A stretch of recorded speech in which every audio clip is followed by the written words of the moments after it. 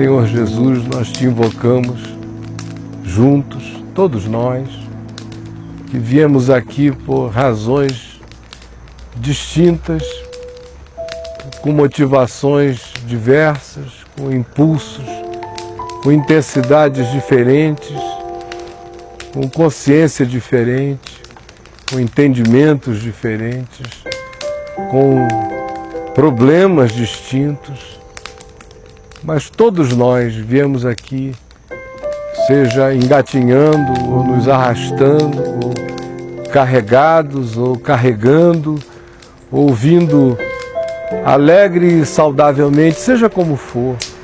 Todos viemos porque nós precisamos de Ti na nossa vida, nós precisamos de Ti na nossa casa, nós precisamos de Ti, sobretudo, crescendo em nós, no nosso coração, para que nós sejamos ricamente habitados por Cristo.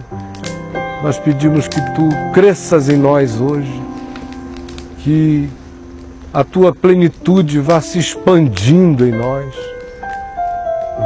que a gente experimente esse bem, que a gente experimente mesmo, crescentemente, o benefício da Tua presença na nossa vida, como paz, como alegria, como amor, como perdão, como bondade, como vitória do bem sobre aquelas forças de hostilidade que querem crescer em nós, ou ficar em nós, ou em nós se enraizarem.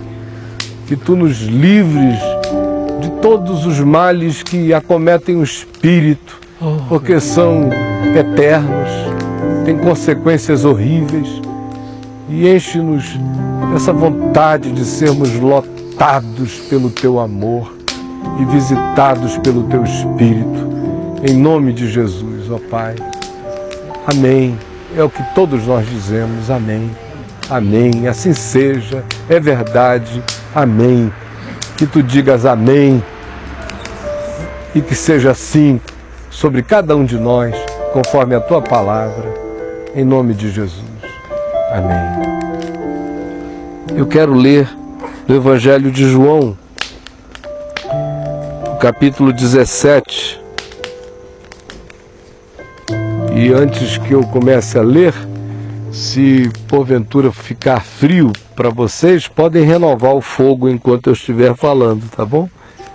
É só jogar lenha na fogueira. Isso a gente sabe fazer muito bem de outros modos, quase sempre. Agora, jogue aqui lenha na fogueira, que aqui não tem problema. João capítulo 17. Tendo Jesus falado estas coisas, que coisas? No mundo passais por aflições, mas tende bom ânimo, eu venci o mundo. Ditas estas coisas, levantou ele os olhos ao céu e disse: Pai, é chegada a hora, glorifica a teu Filho, para que o Filho te glorifique a ti. Assim como lhe conferiste autoridade sobre toda a carne, a fim de que ele, o Filho, conceda a vida eterna a todos os que lhe deste. E a vida eterna é esta: que te conheçam a ti, o único Deus verdadeiro, e a Jesus Cristo a quem enviaste. Eu te glorifiquei na terra, consumando a obra que me confiaste para fazer. E agora, glorifica-me, ó Pai, contigo mesmo, com a glória que eu tive junto a Ti antes que houvesse mundo. Manifestei o Teu nome aos homens que me deste do mundo. Eram Teus, Tu os confiaste, e eles têm guardado a Tua palavra. Agora, eles reconhecem que todas as coisas que me tens dado provêm de Ti, porque eu lhes tenho transmitido as palavras que me deste, e eles as receberam e verdadeiramente reconheceram que saí de Ti e creram que Tu me enviaste. É por eles que eu rogo. Não rogo pelo mundo, mas por aqueles que me deste, porque são Teus. Ora, todas as minhas coisas são Tuas, e as tuas coisas são minhas, e neles eu sou glorificado. Já não estou no mundo, mas eles continuam no mundo, ao passo que eu vou para junto de ti. Pai Santo, guarda-os em teu nome que me deste, para que eles sejam um assim como nós. Quando eu estava com eles, guardava-os no teu nome que me deste e protegi-os, e nenhum deles se perdeu, exceto o filho da perdição, para que se cumprisse a Escritura. Mas agora eu vou para junto de ti.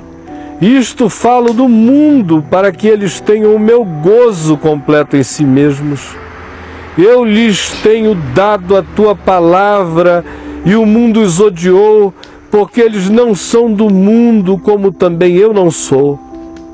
Não peço que os tires do mundo, e sim que os guardes do mal.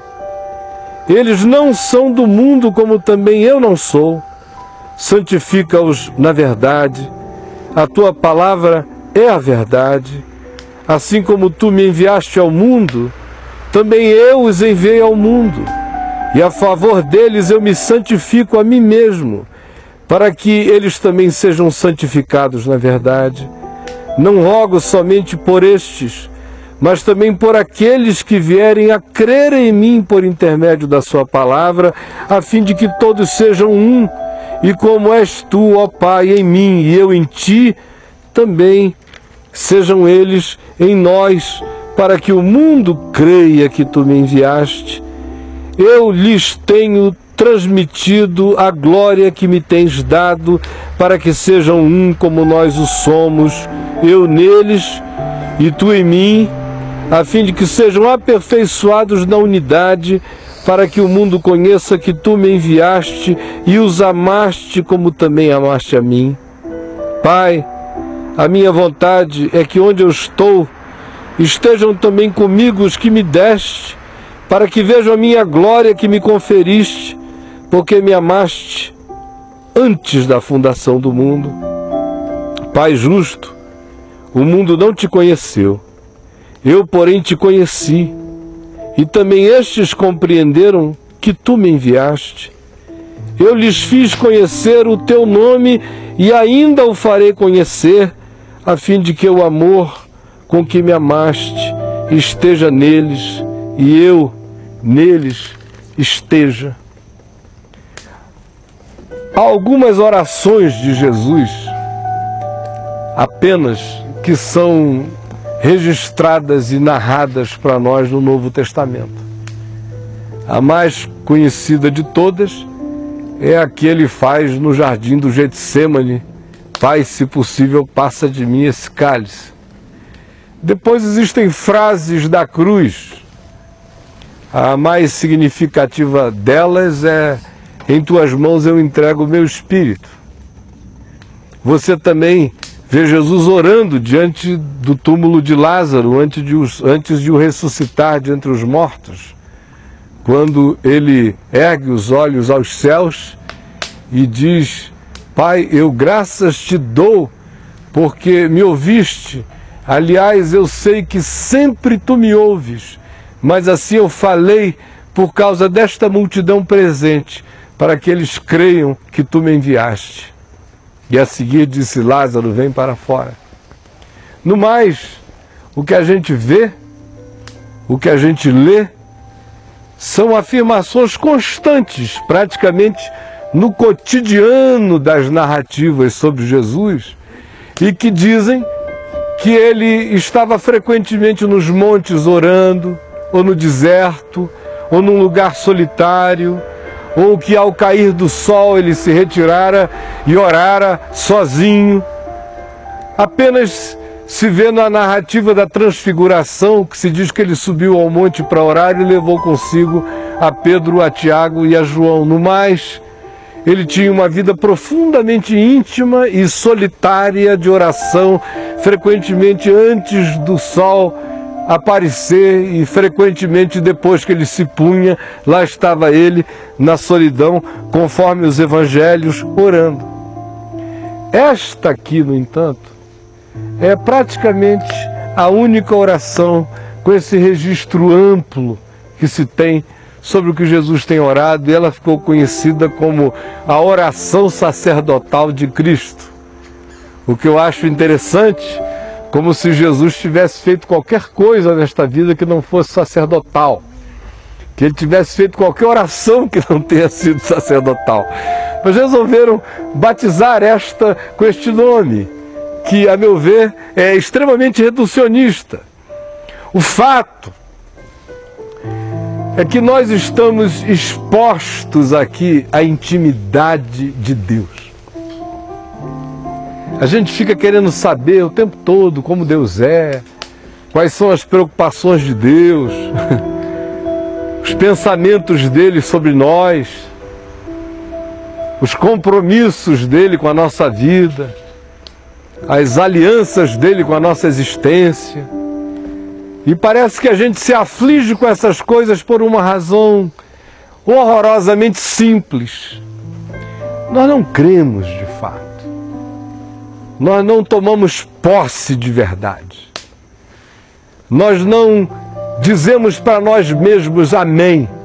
Está feito, assim seja, é palavra dele, então é minha, está escrita de modo inapagável e ninguém tem poder de fazer com que ela inexista com a força do Todo-Poderoso. O que a gente tem aqui inicia com uma descrição que só cabe em Deus ou num louco desvairado, como praticamente qualquer coisa relacionada a Jesus. Ela caminha sempre colocando-nos nessa decisão frequente de decidirmos se Jesus é totalmente louco, doido, um doido que desenvolveu um surto tão poderoso de uma megalomania e de um narcisismo tão profundos que ele equilibrou esse surto de uma maneira absoluta, harmonicamente dentro de si mesmo, de modo que, enquanto fosse completamente louco, vivia em harmônico equilíbrio com a sua própria loucura. Ou então ele é Deus. Porque não dá para a gente ficar com qualquer outra conversa a respeito dele. Olhem só as coisas que ele diz.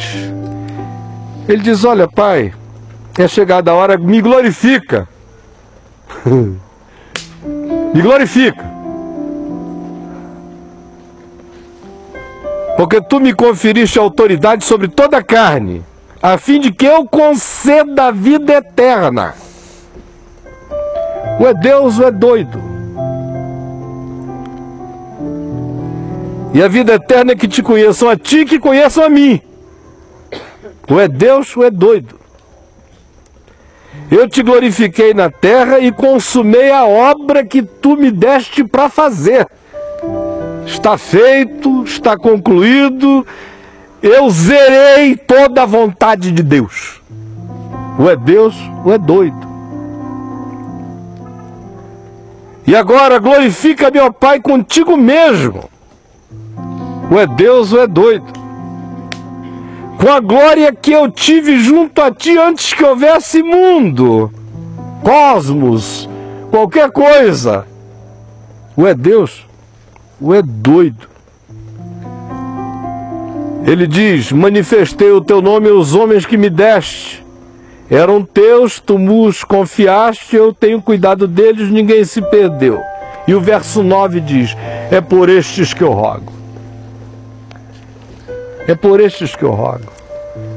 E diz: eu não rogo pelo mundo. Não estou fazendo uma oração na ONU. Pelo mundo. Não é o Red Peace e nem o Green Peace. Eu estou fazendo oração pelos que me deste. É por estes que eu rogo. Aí isso soa profundamente chocante. Como se Jesus não se importasse com o mundo, mas como se Deus amou ao mundo, que deu o seu Filho unigênito. Mas como se a vontade de Deus é que ninguém pereça, mas que todos cheguem ao pleno conhecimento da verdade. Mas como Se o amor de Deus não tem medida e assambarca todas as coisas, então se é assim, como ele diz, é por estes que eu rogo, e não rogo pelo mundo. Jesus nunca iria rogar pelo mundo. O mundo é incurável. O mundo jaz no maligno. O mundo é um sistema, o mundo é um espírito. É um espírito de antagonismo contra Deus, é um fluxo de perseguição do nada, da vaidade, da oquidão. Jesus jamais intercederia pelo mundo, esse mundo. E aí eu não estou falando do planeta, eu estou falando de tudo isso que só existe para os humanos, e quem existindo para os humanos está destruindo a criação toda à nossa volta. É o mundo. Esse mundo tem que ser destruído, tem que ser acabado como ele é, ele existe contra Deus. Jesus nunca vai orar para que o mundo morra melhorado, para que a gente se destrua de maneira aperfeiçoada. Não é pelo mundo que ele ora por gente. É por estes que eu rogo. Aí você diz, bom, deve ser uma categoria muito especial e pequena e reduzida, conforme todo bom cristão gosta de pensar, conforme todo bom evangélico adora imaginar. Uma mentalidade de seita, mentalidade esotérica. Iso, o que é pertinente ao interno, eu faço parte dessa coisa fechada. Por esse grupo que ele ora e por ninguém mais. Mas você esqueceu que ele começou dizendo que ele recebeu autoridade para conferir a vida eterna a toda a carne. Toda a carne. É por estes que eu rogo.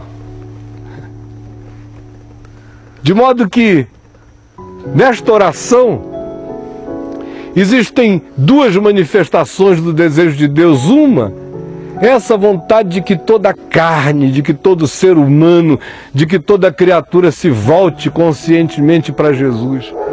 A segunda é a afirmação, no entanto, de que quando a gente conhece a Deus e reconhece a Deus em Jesus, a gente passa a fazer parte de uma consciência, de um entendimento e de uma percepção que não estão abertos para ninguém no planeta até que a pessoa diga: Jesus Cristo é o Senhor. E acerca desse fato ninguém foge. Ele diz: é por estes que eu rogo. Não rogo pelo mundo, mas por estes que reconhecem todos os dias, e por aqueles que virão a reconhecer ainda que tu me enviaste. Quem são esses, portanto, por quem ele roga?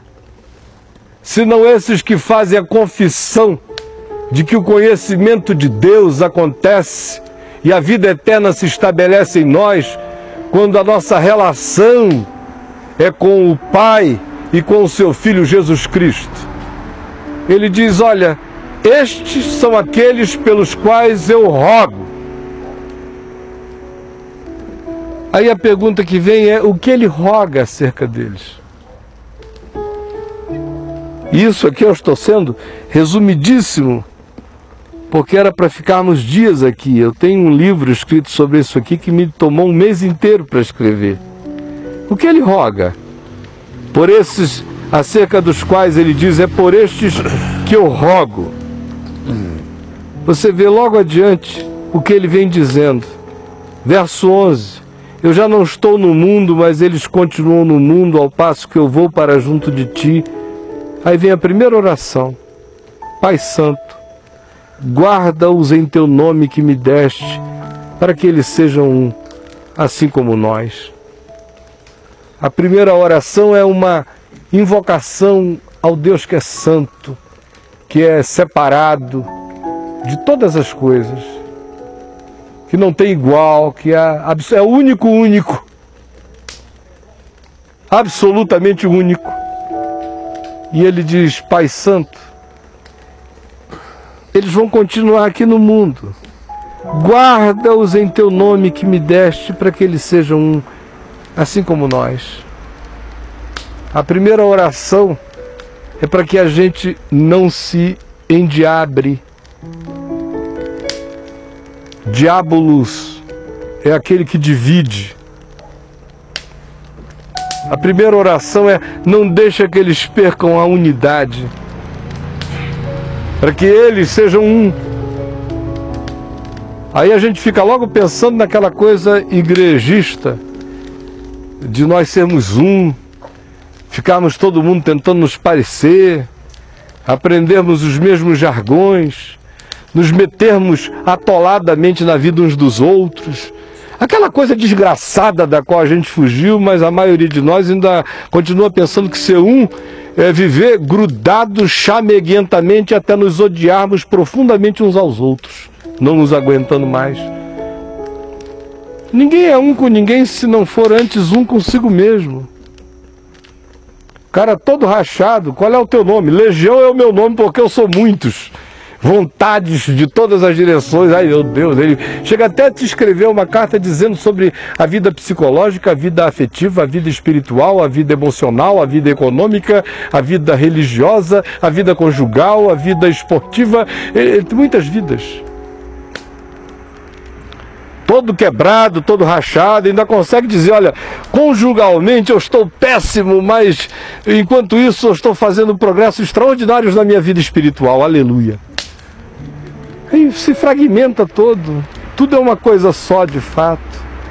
E Jesus diz: Pai Santo, eu quero pedir que eles não se endiabrem, que tu os guardes nessa consciência do que seja um contigo, eles em si mesmos, eles uns com os outros.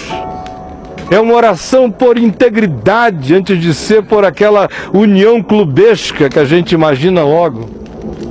Como se fosse a oração de Jesus pela criação da associação dos amigos da fé. Não se trata disso, de modo nenhum. A grande oração é para que haja integridade, nós sejamos íntegros. Ninguém se torna um em dimensão nenhuma da vida se não começar com a unidade do próprio ser. Um com ele, um em nós mesmos, diminuindo os espaços das nossas esquizofrenias e falando a verdade com nós mesmos, uns com os outros. E tudo isso só acontece em verdade e em amor. Do contrário, nunca se estabelece nenhuma forma de integridade, de unidade em nós mesmos. Essa é a primeira oração. Eu rogo que eles não se fragmentem, que eles não percam o uno dentro deles, que começa com esse vínculo contigo, que passa por essa consciência de ser íntegro em si mesmo diante de Deus e do próximo, e numa disposição de não deixar gaps, de não deixar buracos, de não deixar vazios, de não deixar que os quênias e que os abismos se interponham entre nós, alimentados, inchados e elastificados por ódios e por todas aquelas coisas que só separam uns dos outros. Essa é a primeira oração dele. Então, quando esta oração não estiver sendo objeto de vontade sua de encarná-la, saiba, você não precisa nem perguntar qual é a vontade de Deus. Imagine quantas vezes por dia a gente existe contra essa oração. Em nós mesmos, nas nossas fugas de Deus, nas nossas fugas do autoencaramento, na nossa fuga de encontro com as pessoas, de sermos sinceros, claros, simples.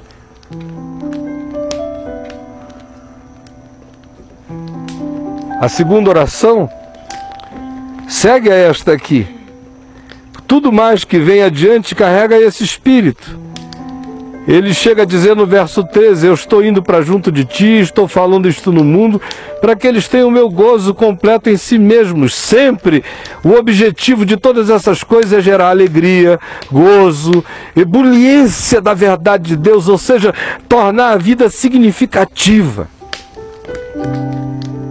Aí ele prossegue, manifestando a outra oração, explícita, o tópico dela. Não peço que tu os tires do mundo, e sim que tu os guardes do mal. Eles não são do mundo, como também eu não sou. Santifica-os na verdade, a tua palavra é a verdade. Guarda-os do mal, mas não os tires do mundo. Esse é o espírito da santidade. Não é você se afastar da vida, das pessoas, do que seja humano. O humano nas manifestações boas e nas ambiguidades do que seja humano. Não é nos escondermos, nos exilarmos, não é fecharmos o coração para o próximo, para a condição dele, para a dor dele, para as necessidades, para as irresoluções. Não é ser santo isso.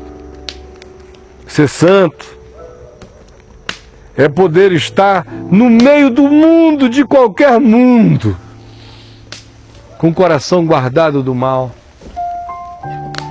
Porque quem mantém essa unidade, eu uno em si mesmo com Deus, com o próximo, esse já começou a entrar na atmosfera onde ele pode caminhar, porque ele não está mais caminhando sujeito a toda sorte de fragmentações, agarrado e puxado por todos os lados. O ser dele se simplificou em convicção diante de Deus. Sabe quem é, para o que existe, não tem medo de ser, ama ser quem é e deseja crescer para tornar-se o que poderá ainda ser muito mais em Deus e para o próximo e para si mesmo. Por isso ele não tem medo de estar em lugar nenhum. E a oração de Jesus é: guarda-os do mal, santifica-os na verdade, sobretudo. É possível estar em qualquer lugar estando livre do mal, se o que está dentro de nós é a verdade. Porque o que nos santifica no mundo é a prática da verdade. Quando você pratica a verdade no mundo, em qualquer mundo, a luz acende, como esses spotlights. Acendem. Ela faz separação entre luz e trevas. É verdade. Santifica-os na verdade. A gente entra em caminhos extremamente perigosos sem sentir a subtileza que é proporcional à sutileza do próprio mal. Aí a gente vai deixando as mentiras entrando. Eu não estou me referindo a aquelas mentiras que crente gosta de a elas agarrar-se, né? Graças a Deus lá em casa não tem mentira. Toda vez que o telefone toca, eu atendo. Toda vez que não sei o que eu faço. Toda vez que perguntam se eu dei o dízimo, eu digo que eu dei mesmo, digo até quanto e tudo. Isso é verdade de crente.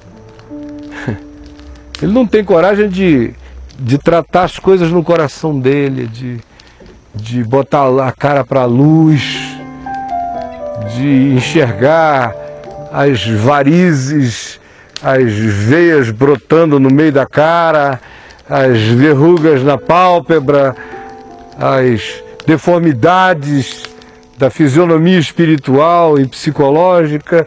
Disso a gente não quer tratar. Mas a verdade que santifica a gente para qualquer situação da vida é esta que se instala no íntimo.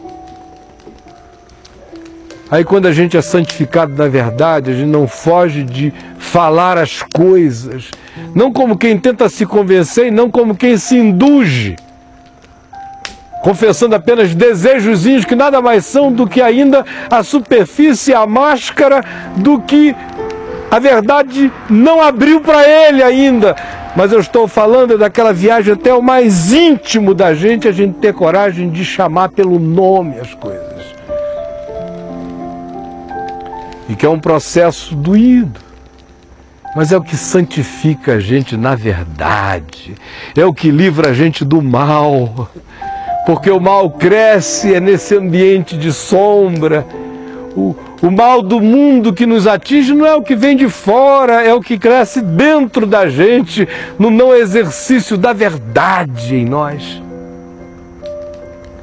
E ele prossegue, dando outro tópico dessa oração, que agora se desenvolve em torno de santificar na verdade, de absorver a palavra, sempre retornando ao tema da unidade, em Deus, em si mesmo, uns com os outros, porque é isso que autentica o testemunho da vida no mundo, é só assim que o mundo crê, diz Jesus.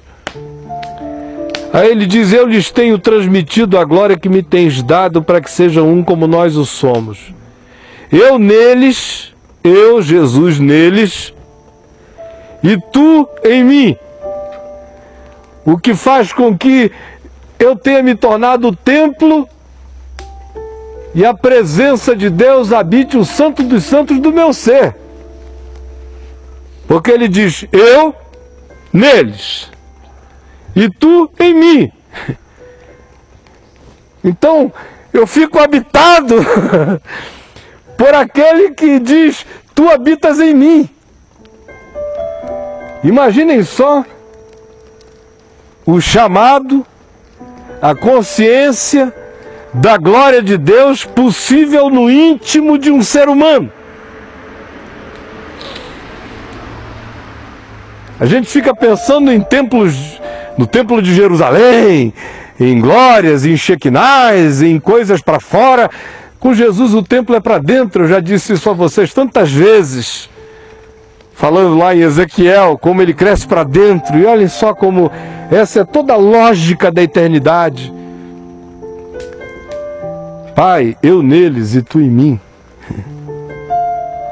a fim de que sejam aperfeiçoados na unidade. A gente só se torna um em nós mesmos e um na chance de sermos com alguém, no compartilharmos a consciência de uma vontade de vida que vá se tornando cada vez mais verdadeira e una com as pessoas, não só pelo convívio, mas pela realidade do encontro em sinceridade e em verdade. Isso só acontece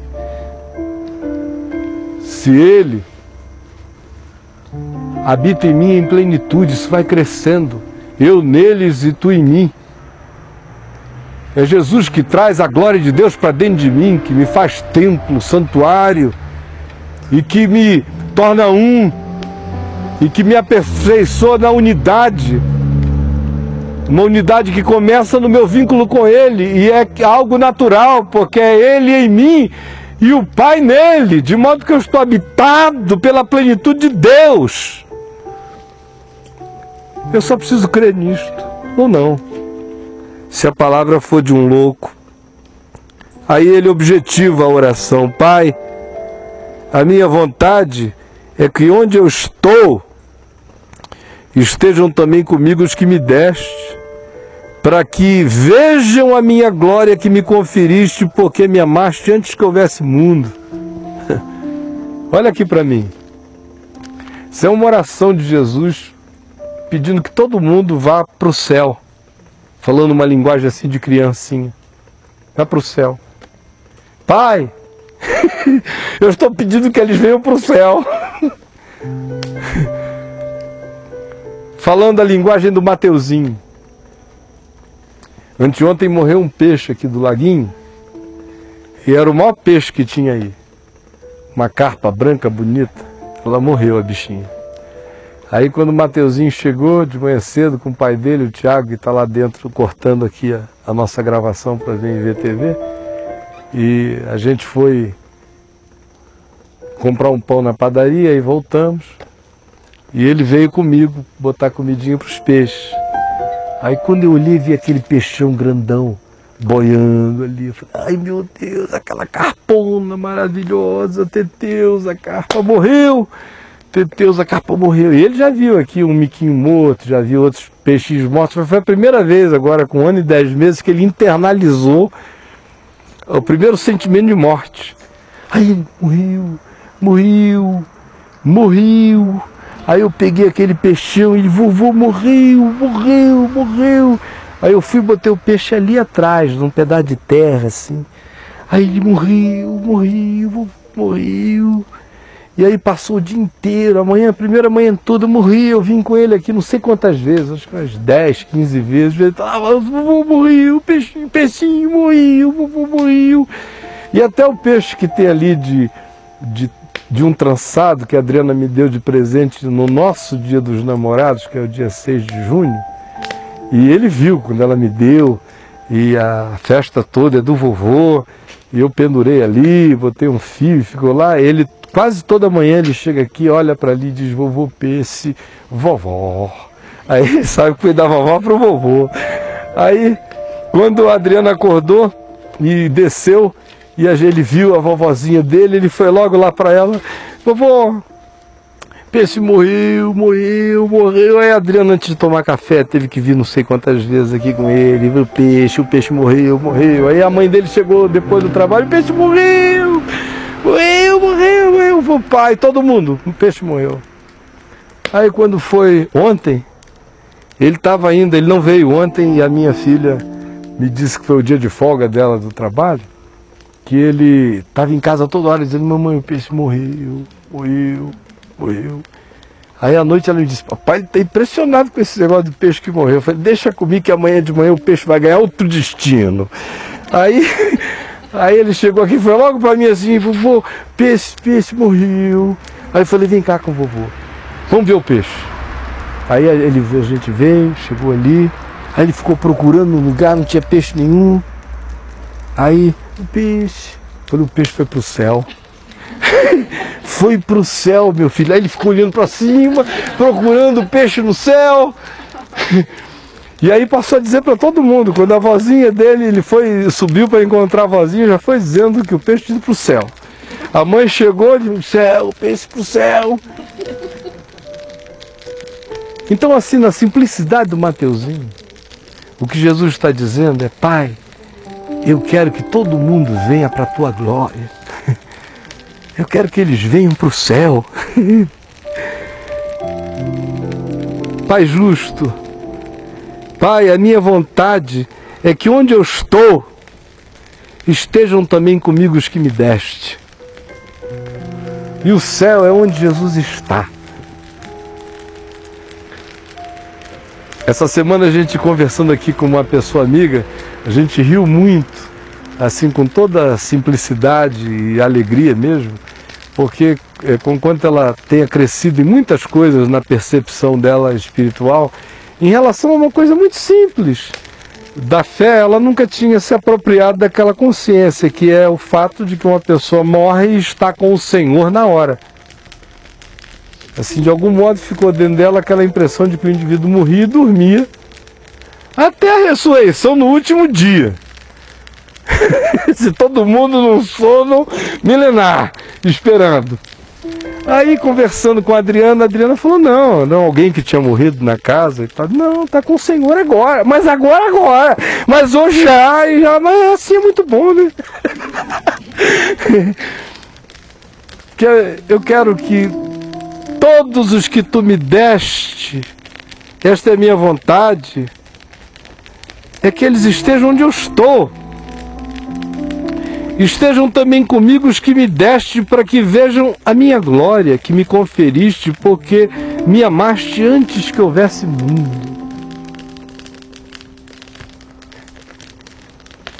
Se a gente crê em Jesus, esse negócio de morrer vira outra coisa. Totalmente outra coisa. A gente sente saudade. A morte afeta quem fica, vocês entenderam? Afeta a mim.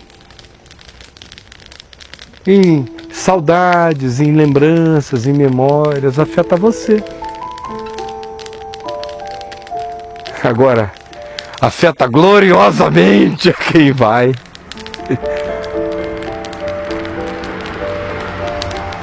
Eu tenho pedido muito ao Pai, outra vez, que nos ensine a todos nós a morrermos. E ensine a gente a saber ver morrer.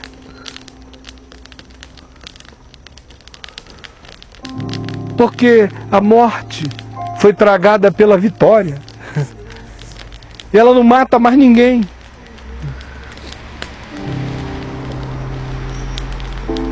E a oração de Jesus foi ouvida, ou não foi? De uma segurança total. Ele é o que dá vida eterna a todos. Recebeu autoridade para fazer isso, da vida eterna a toda a carne. É Ele. E Ele diz: Pai, a minha vontade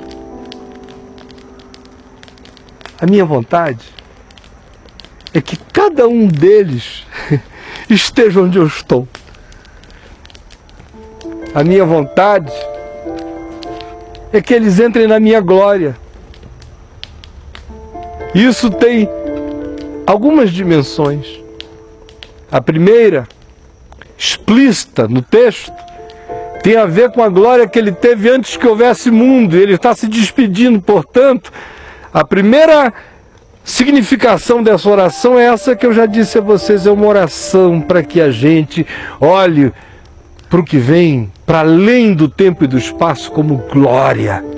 E glória internurada, e glória de amor, como convite de Jesus, dizendo: venham, preciosos aos olhos do Senhor a morte dos seus santos, entrem na glória, bem-vindos e benditos do meu Pai.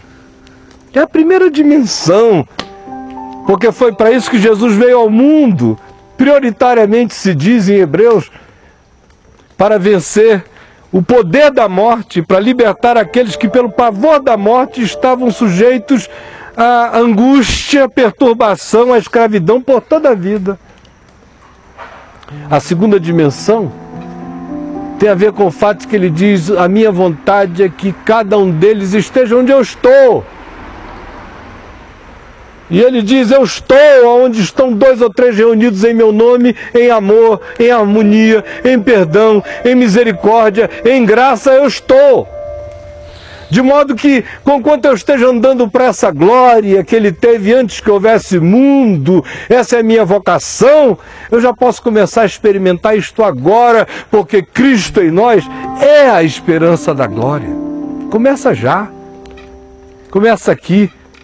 Mas é um convite para que a gente perca completamente qualquer que seja o medo em Jesus. Agora eu estou encurralado pela glória. E aí ele vem e faz a última oração tópica para a gente encerrar. Pai justo, o mundo não te conheceu. Eu, porém, te conheci. E também estes compreenderam que tu me enviaste. Eu lhes fiz conhecer o teu nome e ainda o farei conhecer, a fim de que o amor com que me amaste esteja neles, e eu neles esteja.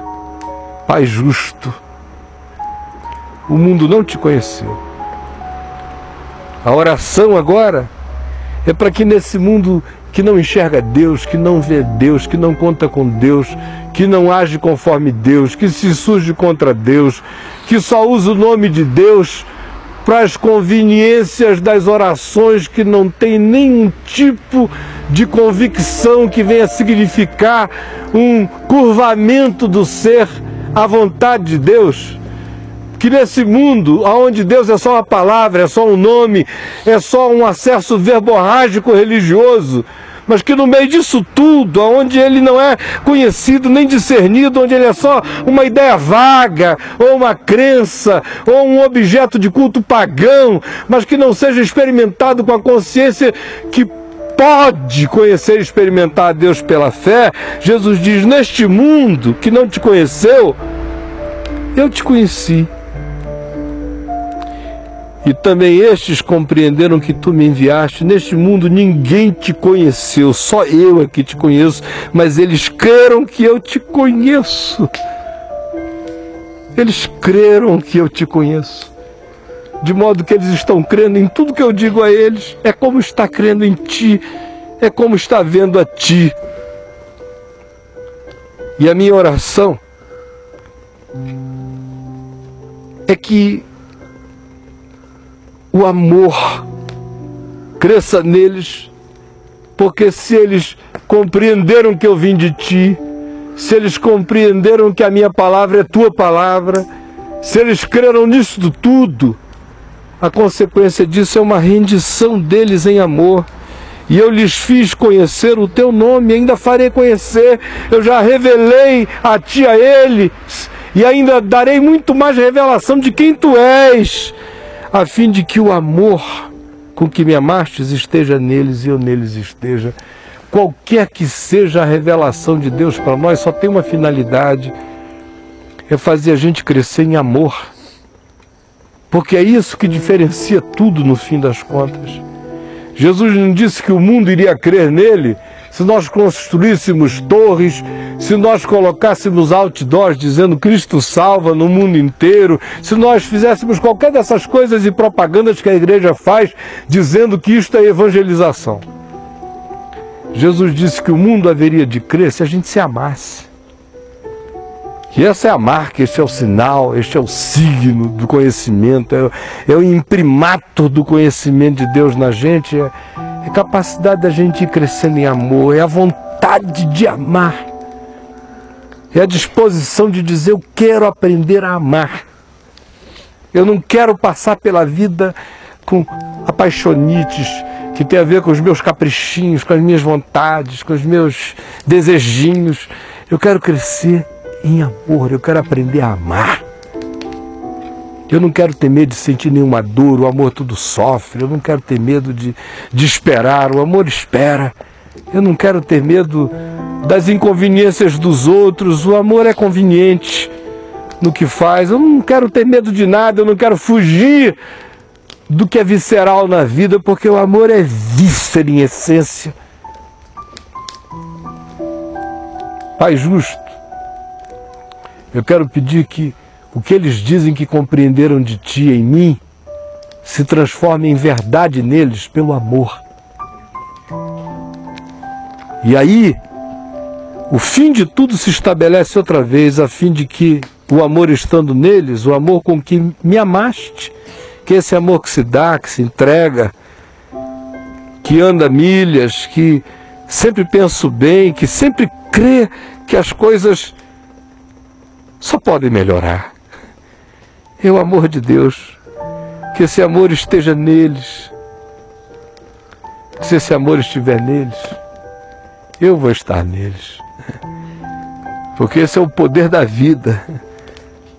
Ela é movida por esse amor com o qual Jesus diz, tu me amaste. Esse amor de Deus, este amor que se entrega.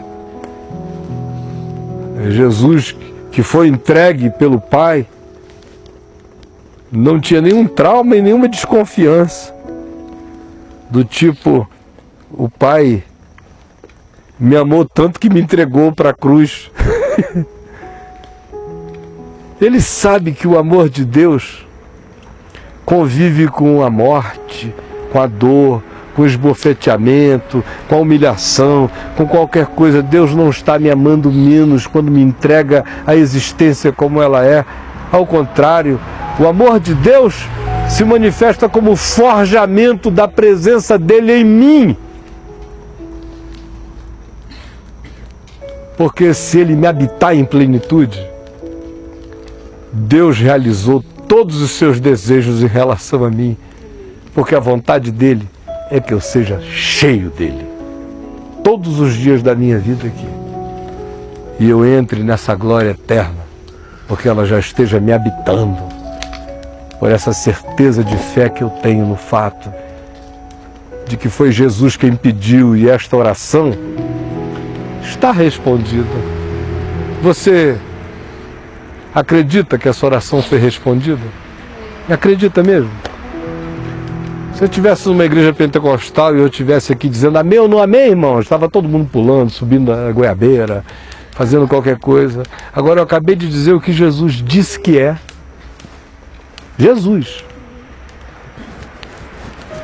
Não foi o Mori Cerulo, não foi o Benihim, não fui eu, não foi Paulo, não foi ninguém, foi Jesus. Essa oração foi ouvida? Eu só quero saber isso de você. Foi ouvida? Mesmo? Sim. Então tudo que está dito aqui é possível? Então levantemo-nos, saiamos e façamos assim. Porque essa é a palavra do Evangelho. Vamos ficar em pé.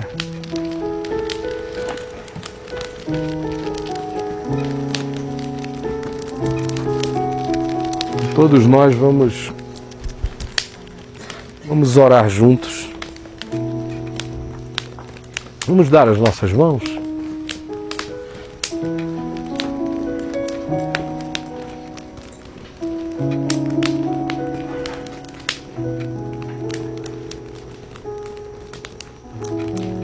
E agora tome posse dessa oração de Jesus por cada um de nós.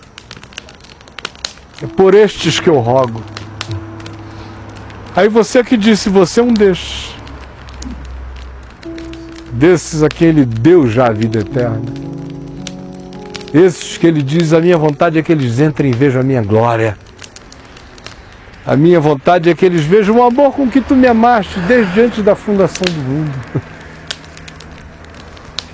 Eu quero que eles entrem na glória, eu quero que eles entrem no amor, eu quero que eles entrem em Deus, eu quero que Deus entre neles, eu quero que eles acolham uns aos outros, eu quero que eles saibam viver no meio do mundo guardados do mal, eu quero que eles não tenham medo de existir, porque eles estejam cheios de vida.